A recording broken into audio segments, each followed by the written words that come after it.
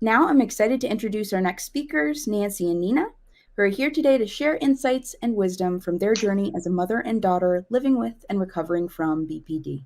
Nancy and Nina, thank you so much for joining us today to share your story.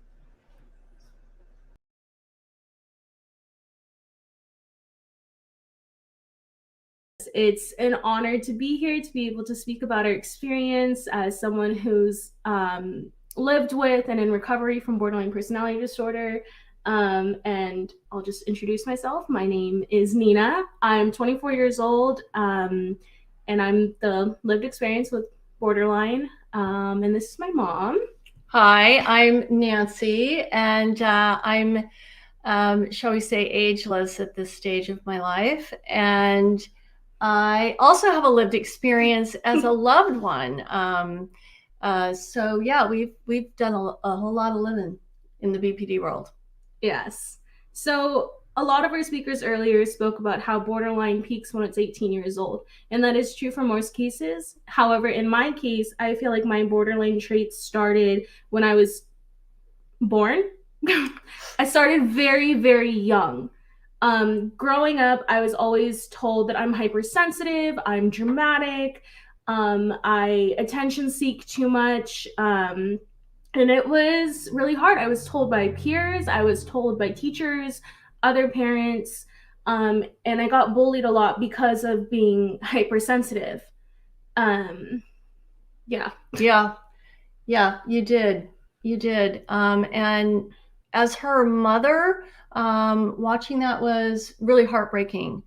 Especially the bullying part was pretty serious and very heartbreaking. And also, I think when Nina really started experiencing her traits, we were just very confused.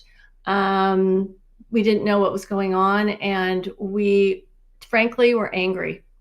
We felt like, okay, we waited this long to have a kid. We had all of our ducks in a row. We had a happy marriage and we were stable, and we had what we thought were, decent role models of parents in our lives. And what the hell? Like, nothing was working. Started going to one therapist after another, and not helpful, I must say. But we do trust the kind of mental health care and medical care system, so we just kept plugging along, and it was rough. It got to the point where the bullying and feeling like out of place, that I was different, having all of these. At this time, I didn't know that they were strong emotions. I just thought that they were emotions and they were super, super intense, and I didn't know what to do with it. I think I was 11 years old when I started to cut myself. I started self harming. And my parents didn't know how to react to it. I didn't necessarily know how to react to it either, but it felt better to do that to myself than be able to take out all of these strong emotions on everyone else. I'm not saying that I did it, because I definitely did. I had a lot of anger, and it really hurt my relationship with my parents, both my mom and my dad. And when I started self harming, my parents, the first thing that they said to me was, "You got to knock it off. Like, just, you can't do that." And like, I don't. Yeah, very validating. It's not the best way to handle that situation now, looking back on it. But my mom just kind of was like, "Knock it off." My dad showed me pictures of what happens when these wounds get infected, sepsis, just losing limbs. Like, he went to the logical side of like, you're gonna die if you keep doing this. And in my mind, I was like, okay, cool. Like, that's just gonna speed up the process for me, because ultimately, living with those intense emotions was just too much for me to handle. I felt like I couldn't handle it. It was too much for me. And at that point, my parents, I feel like, kind of felt like helpless. Like, what do I do? Right? When she became seriously suicidal when she was 13, we were desperate. We were totally and completely desperate. And at that point, we still had a lot of trust in mental health professionals, and Nina went to a residential treatment against her will. I say kidnapped in the middle of the night. I was woken up in the middle of the night by two people I didn't know. I was put in handcuffs. I was escorted through the airport, and they didn't tell me where I was going. I wasn't allowed to know. I wasn't allowed to talk. And I was taken to a residential treatment center in Utah. And there, they told me that I'm too sensitive and my emotions are just invalid. Like, that's just me attention seeking, and that's just me being dramatic, and I should know better, and I'm just trying to get away with things. And I would tell my parents, like, this, I'm hurting, I'm terrified, I don't understand. And the professionals at that treatment center just kept saying, no, you're just attention seeking, what you're saying is invalid. And they just kept saying that over and over for the 2 years that I was there. And that even followed through to when I came home from my treatment center. And there was still that attitude of, well, you got to hold better boundaries because she's just going to try and get away with stuff because she's just attention seeking. She's just making this up because of whatever's going on in her head. It doesn't, like, it's not valid. And that brought forth a lot of anger and hatred, and I resented my parents. I always said, like, one thing I always said to them was like, well, if you're just that tired of me, just send me back because you sent me away in the first place. And I felt like I couldn't trust them. I couldn't turn to them. I couldn't talk to them about anything because they were just going to send me away again. I would say that the unspoken message in our family for a long time was, we're okay. Her dad and I are okay. She's got to get fixed. We're going to fix her. We're going to go and fix. And I believe she was pointing fingers at us, saying the problem is all them. They're horrible parents. And that was really the state we lived in for many, many years. And how would you summarize our family life and how we felt about each other during those years? I would say chaotic. It was just messy. It was chaotic. It was constantly yelling, constantly blaming each other. I was self-harming more than ever now because I just didn't know what else to do with those emotions. What other disruptive behaviors were happening besides driving was my other disruptive behavior. Like, I didn't care how I drove. I just wanted to get away, to go fast. Just, that was how I dealt with stuff. And unfortunately, that disruptive behavior led to several accidents. And I have been through 5 different cars, which is not very good. But honestly, like, I think during that whole time, like, the main thing that I couldn't wait for was just to move out of my parents' house, get away from my parents. I couldn't wait till I was 18. And in fact, I didn't even wait till I was 18. I graduated high school when I was 17, and like 2 or 3 weeks later, I was out. I just left because it became too emotional, too intense, too strong for us to deal with. We also wanted her out. There were many years. I was counting the years until this magical age where we were not legally bound to have her in our house. And so we got her an Airbnb, and she took an EMT course and got out of the house, which was really something we both seriously needed. All the while still looking for an answer. What is wrong? Basically, we got from multiple professionals, forensic psychologists, psychiatrists, anxiety, depression, with a smattering of reactive attachment disorder. And I knew it was something more than that. I just knew it, and we weren't getting an answer until she came back from living away, and she came back as a result of a dysfunctional relationship and came back with an eating disorder that was yet another whack-a-mole problem Pretty that much. we focused on, and got into an eating disorder clinic. And finally, in the most unprofessional manner anyone could imagine, we were given a diagnosis. And if anybody wants to hear that story, we'll share it in the Q&A.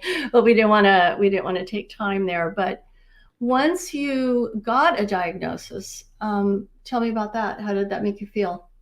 So I got my diagnosis by my mom pulling up a disorder on her phone and just kind of scrolling. She covered the name of the disorder and she just kind of scrolled on her phone and said, "Do you connect with any of these symptoms?" And I looked through all 9 of the traits and I looked at her and I was like, "Oh my God, I have all of this. Like, what is this? Like, this is me. This is what I deal with and what goes through my head."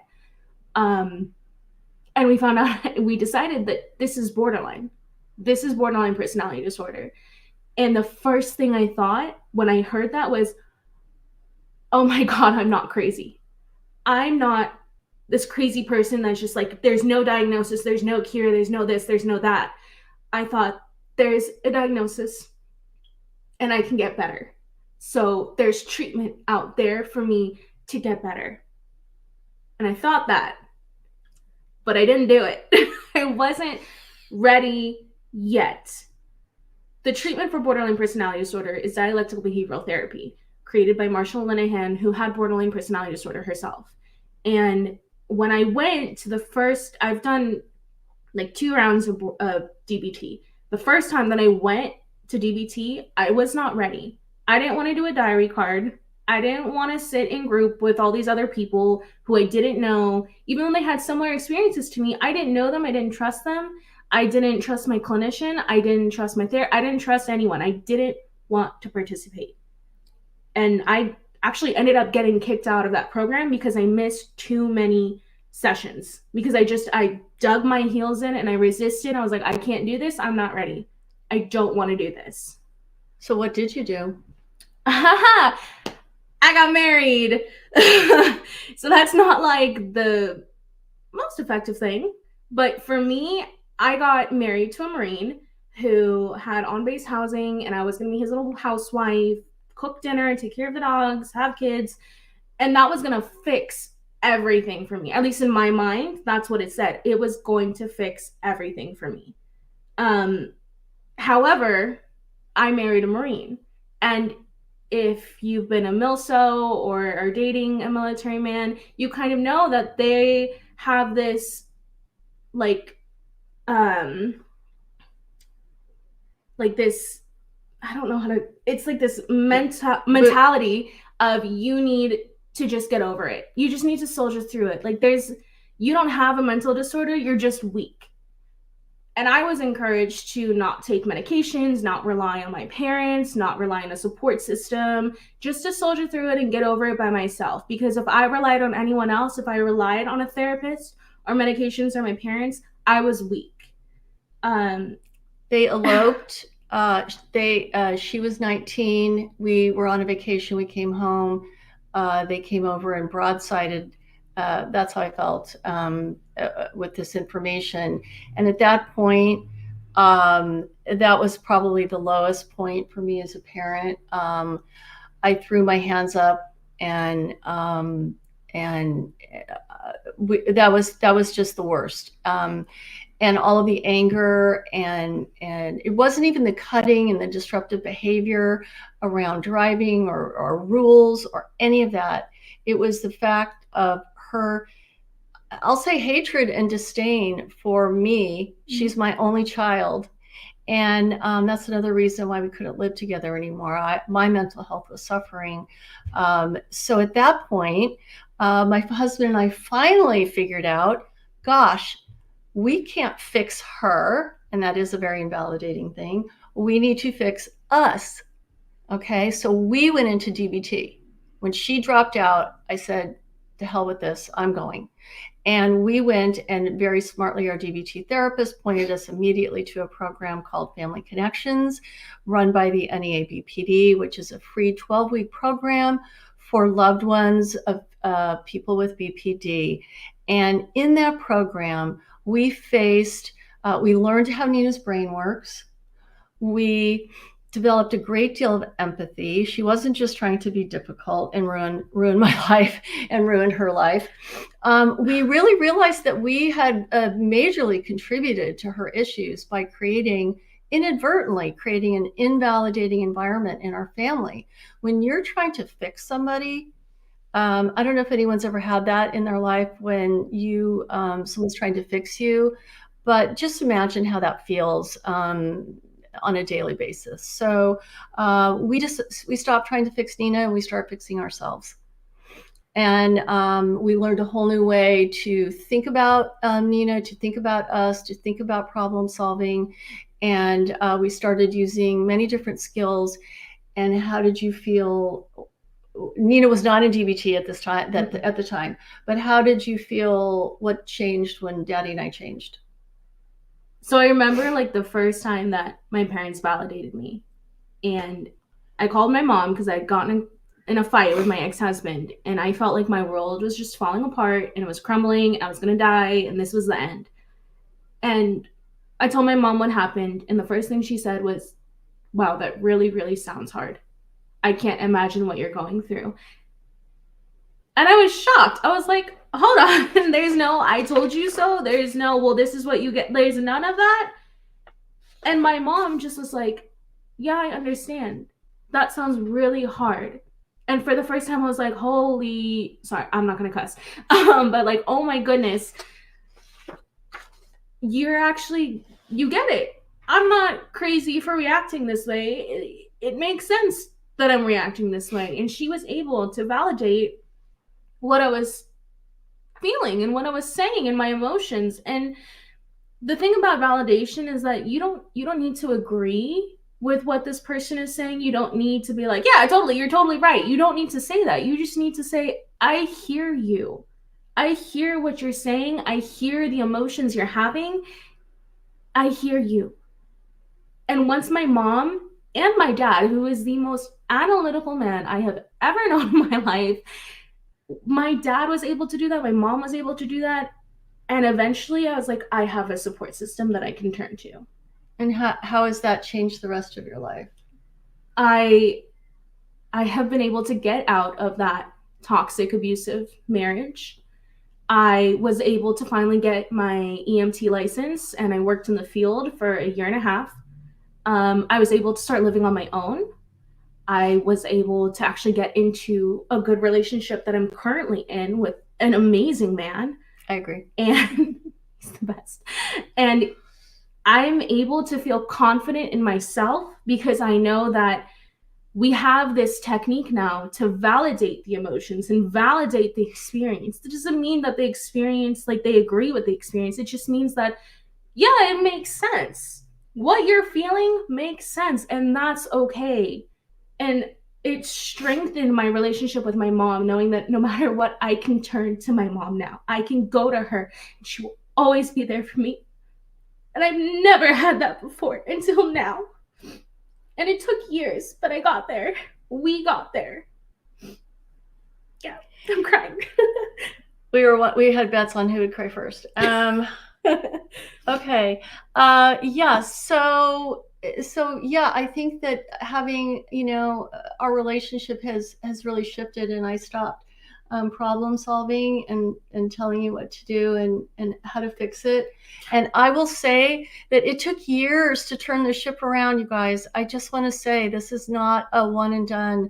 It took, I'd say, a couple of years before trust was developed, before a relationship really started improving.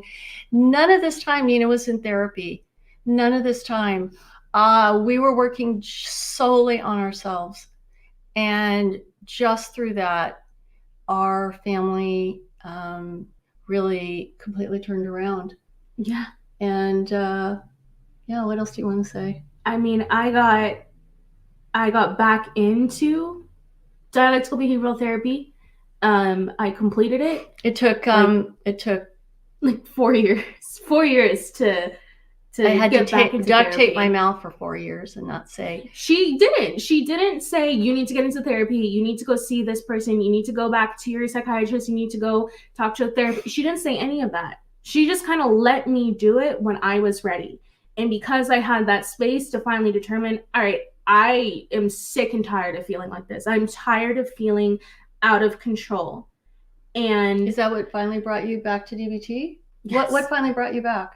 I think I was just like, I'm tired of this. I'm tired of feeling so intense all the time and feeling like my emotions control me.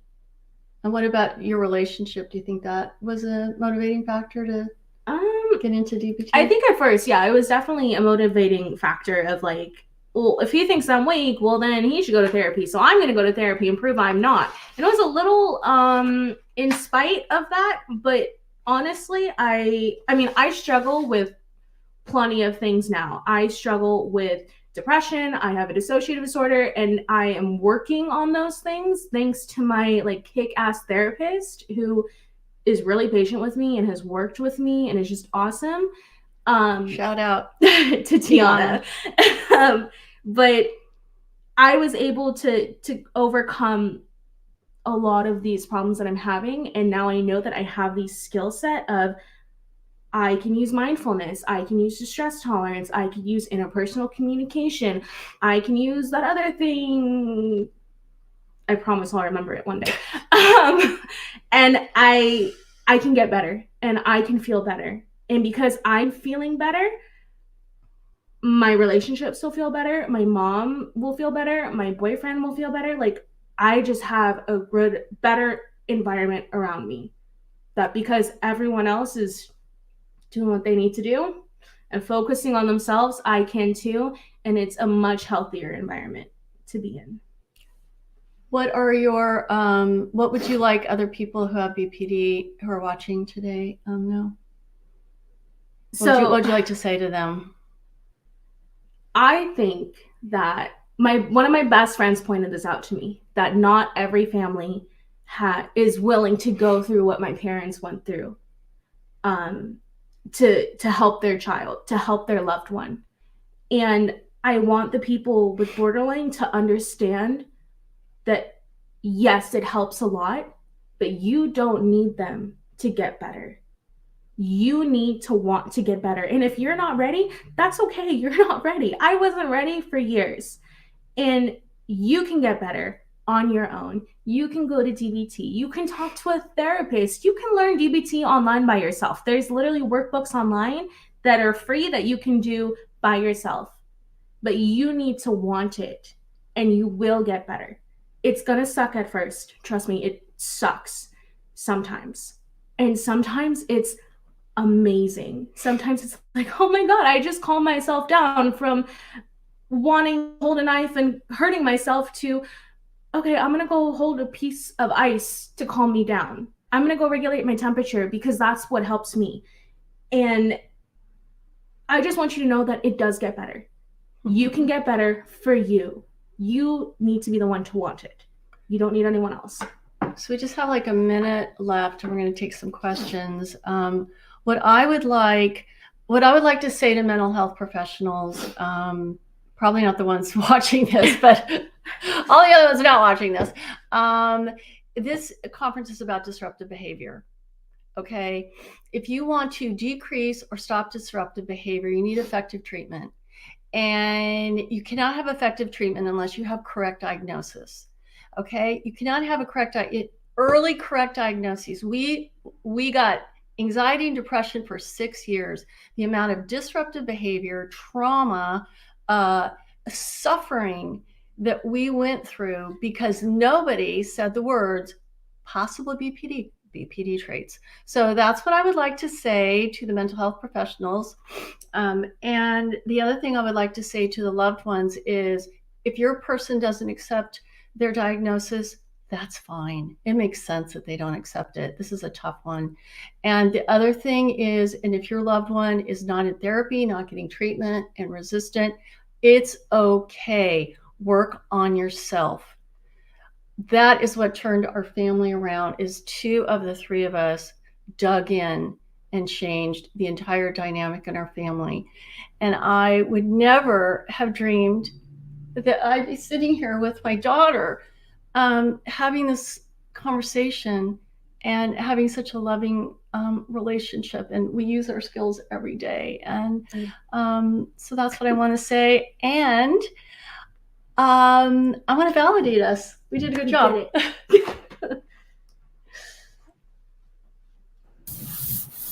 You did an incredible job.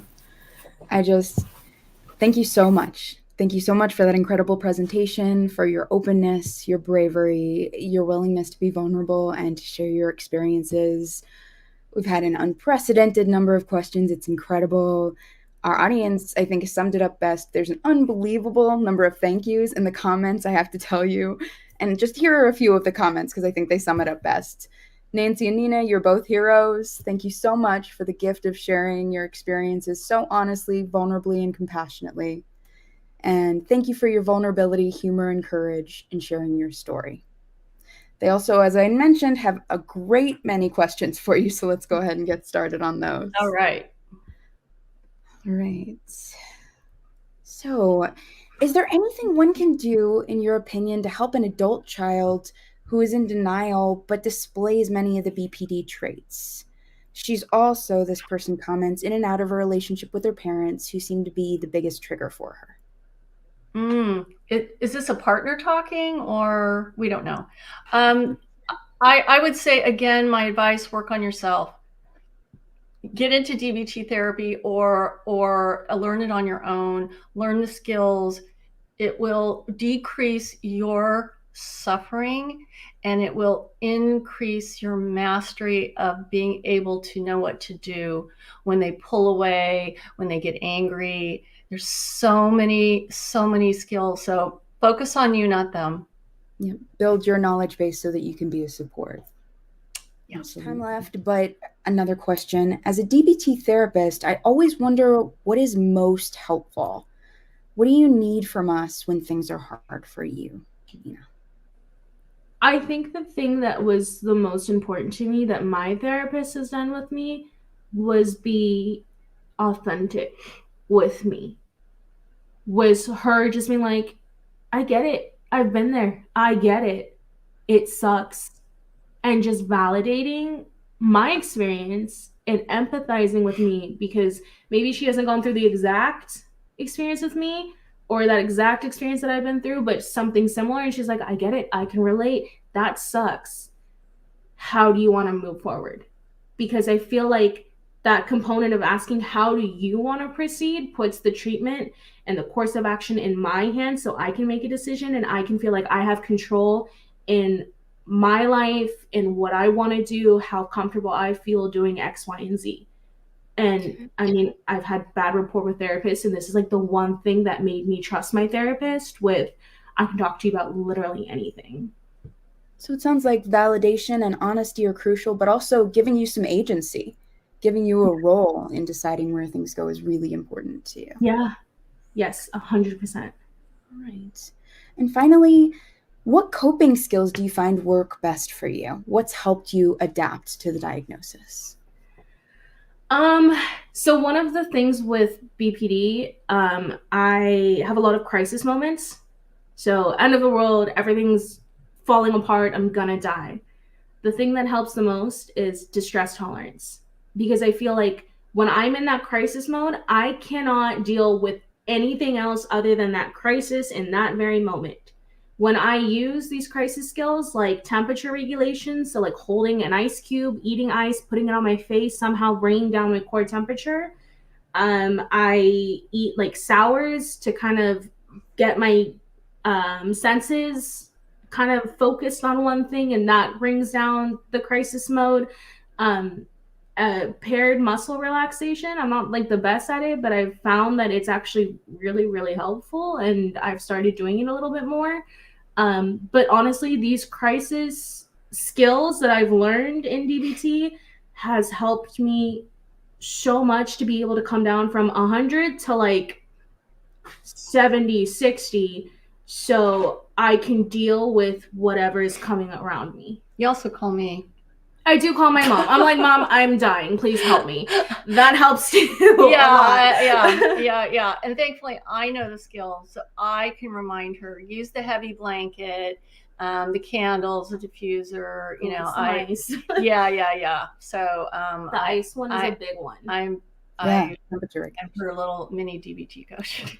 Great. All right. Wonderful. So reach out and go for distress tolerance. Yeah. Thank you both so much for your time.